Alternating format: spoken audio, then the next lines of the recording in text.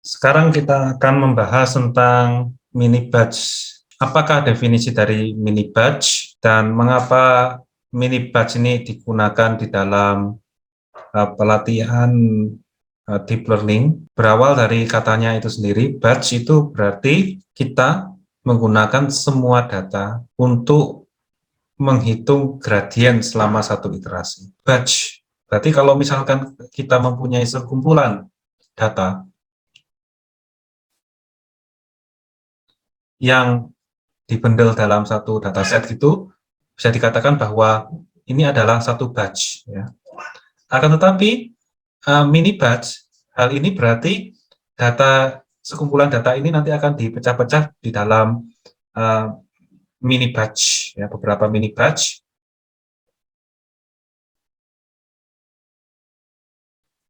Dan seterusnya.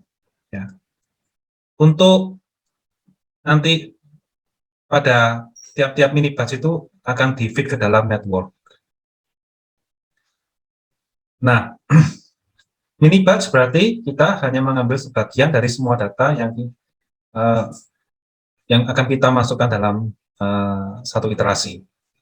Jadi, dengan dibagi menjadi beberapa mini batch ini, katakanlah mini batch yang pertama ini, nanti dia akan dimasukkan dalam network dalam satu iterasi. Apabila semua mini batch ini sudah habis dimasukkan ke dalam network untuk melakukan proses pelatihan, maka itu yang dinamakan dengan satu epoch. Jadi katakanlah saya ada N buah mini batch, N mini batch. Apabila semua mini batch-nya ini sudah diproses ke dalam network satu persatu, maka itu yang dinamakan dengan satu epoch. Nah, jadi bisa kita bayangkan bahwa biasanya apabila kita menggunakan mini batch yang banyak, misalkan 100 mini batch, dibandingkan misalkan 10 mini batch, dapat kita bayangkan bahwa tentunya yang 10 mini batch ini nanti akan menghabiskan banyak epoch yang lebih sedikit dibandingkan 100 mini batch. Sebenarnya untuk mini batch ini sendiri tidak hanya digunakan di dalam pemrosesan deep neural network, akan tetapi ada tendensi penggunaan pada algoritma yang lain seperti K-means. Kita tahu bahwa K-means clustering itu sangat berat apabila dia memproses data yang besar, sehingga dengan dibagi menjadi mini batch seperti ini akan memudahkan pemrosesan, juga akan mempercepat gitu. Kita bayangkan saja deep learning ini dia berrelasi dengan data yang sangat besar dalam hal kuantitas. Ada misalkan dataset ImageNet ini 14 juta citra. Bayangkan saja apabila keseluruhan citra ini itu menjadi satu batch sendiri. Tentunya akan sangat berat bagi network. Ya, dalam sisi komputasi maupun resource yang akan digunakan itu nanti. Semua 14 juta citra ini secara konkuren itu langsung masuk ke dalam network, itu hal yang belum mungkin sampai saat ini. Ya, karena keterbatasan CPU maupun GPU. Ingat bahwa neural network ini ada satu proses propagasi maju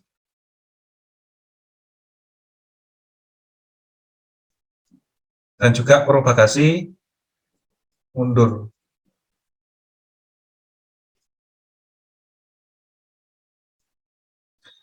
Propagasi maju berarti data itu diproses secara berjenjang di dalam network sehingga dia menghasilkan keputusan. Propagasi mundur berarti dia proses untuk menghitung gradien dan juga mengupdate bobot di dalam network. Dan hal ini terjadi secara konkuren untuk kesemua data yang diinputkan dalam satu batch tersebut. Oleh sebabnya, bayangkan saja 14 juta citra ini menjadi satu batch itu hal yang Tidak mungkin karena kita membutuhkan resource yang besar dalam sisi komputasi, ya. Oleh karena itu, untuk deep learning ini banyak yang menggunakan GPU dikarenakan karena komputasi itu tadi. Dengan komputasi GPU, maka pemrosesan akan menjadi lebih cepat. GPU yang tadinya hanya digunakan untuk merender grafik komputer, akan tetapi pada dewasa ini juga digunakan untuk pembelajaran mesin, terutamanya deep learning.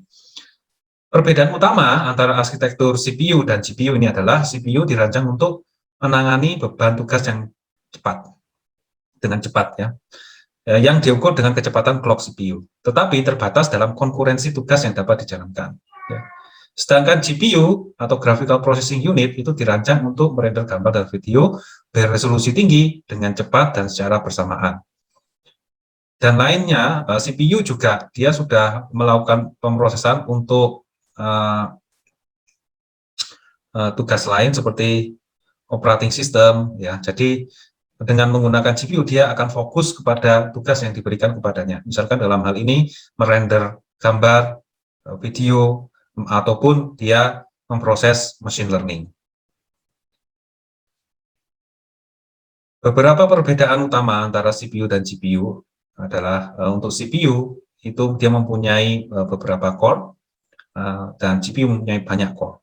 CPU meskipun didesain dengan cepat, dilihat dari clock-nya, tapi dia bagus untuk serial processing. Sedangkan GPU itu lebih kepada penggunaan parallel processing. Dalam waktu yang hampir bersamaan, GPU dapat mengkomputasi banyak proses. Bagaimanakah proses update? Nah, tadi ketika data itu masuk melakukan propagasi maju, ya. Dan ketika mundur dia melakukan propagasi mundur, maka dia update ketika propagasi mundur ini terjadi. Dia akan menghitung, pertama adalah gradien, yang kedua adalah update, ya, update dari bobotnya. Nah, ketika dia propagasi mundur, dia akan mengupdate bobot. Ini adalah contoh neural network biasa yang bukan konvolusi. Biasanya kalau CNN bobot-bobot itu direpresentasikan oleh filter-filter. Kalau dalam multi-layer perceptron seperti ini namanya MLP, multi-layer perceptron. Setiap tarik ini bisa dikatakan sebagai bobot, ya. Bisa W1, W2, W3, W4 sampai dan seterusnya. Ya. Nah, W2, W3 dan seterusnya sampai WC. Di sini di layer yang berikutnya itu juga ada bobot, ya.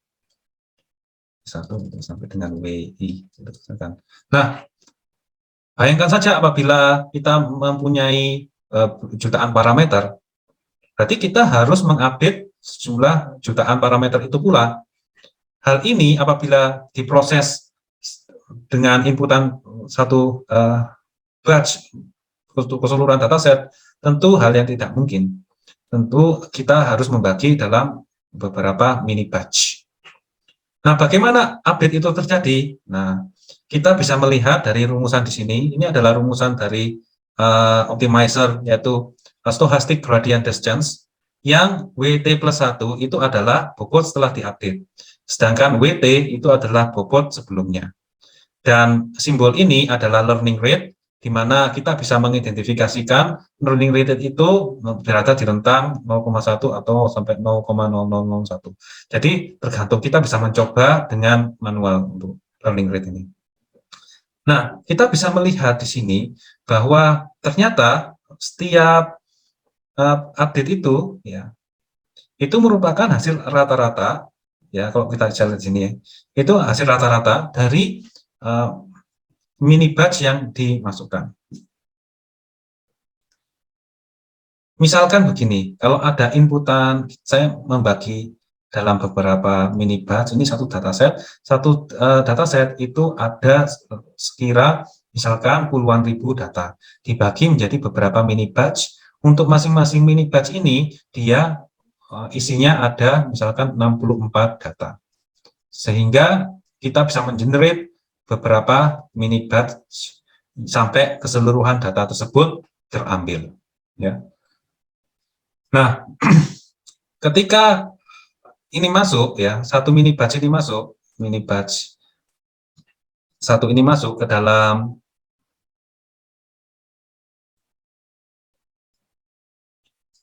jaringan, maka dia satu persatu data di dalam sini, data ini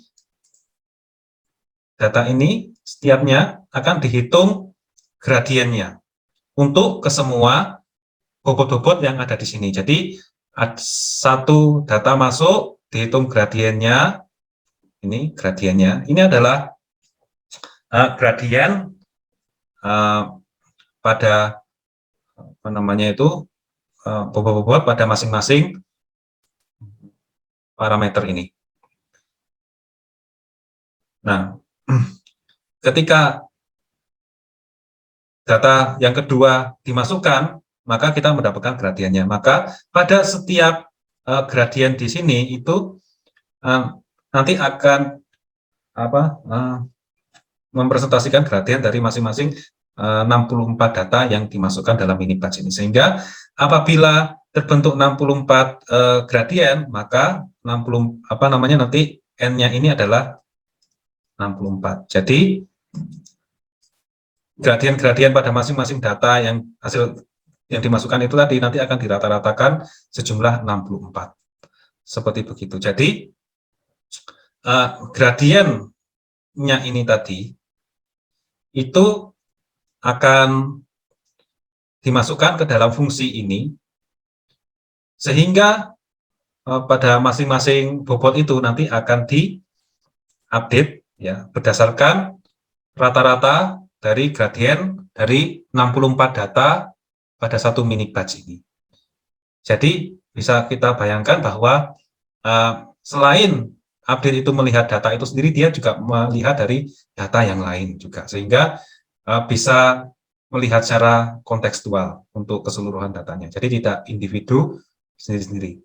Tentunya kalau misalkan satu dataset semuanya, misalkan ada 70.000 data ini, misalkan 70.000, itu dimasukkan semua ke dalam jaringan, berarti N-nya ini ada 70.000. Jadi gradiennya itu juga akan melihat secara kontekstual 70.000 data yang dimasukkan.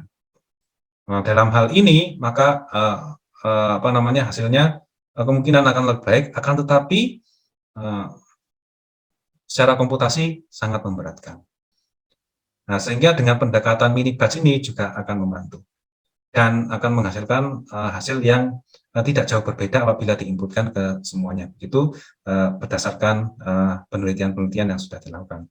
Oke, baik, demikian. Jadi itulah fungsi dari mini batch. Kenapa kita menggunakan mini batch meskipun sudah menggunakan GPU? GPU itu sendiri pun ada memorinya. Jadi semakin tinggi memori GPU, semakin tinggi memori GPU, maka jumlah data pada satu mini batch, jumlah data pada satu mini batch juga akan semakin tinggi. Ya, jadi dia bisa memuat sejumlah data pada satu mini batch dengan kuantiti yang semakin yang besar ya, seperti demikian. Jadi katakanlah misalkan ada GPU dengan memori 128 GB, ada yang memori bahkan cuma 4 GB, ya tentunya untuk memproses data itu secara konkuren bersesuaian dengan kapasitas memori dari GPU-nya itu. Baik, ya semoga bermanfaat. Itu kira-kira ya akhir kata, sampai jumpa lagi pada sesi berikutnya.